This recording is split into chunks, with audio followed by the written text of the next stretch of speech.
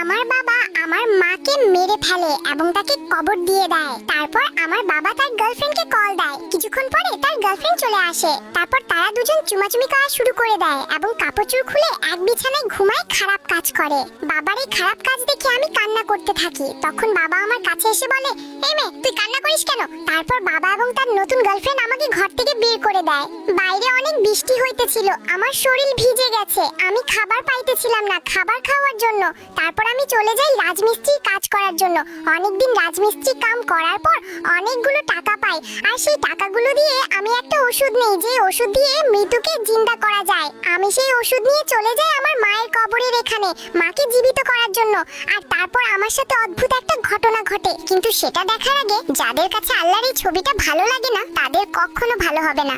আর যাদের কাছে আল্লাহর এই ছবিটা ভালো লাগে এবং আল্লাহকে তুমি ভালোবাসো, তারা অবশ্যই লাইক এবং সাবস্ক্রাইব করবে। আজকে দেখা যাবে কে কে আল্লাহকে ভালোবাসে। তো আল্লাহকে ভালোবাসলে লাইক এবং সাবস্ক্রাইব করো।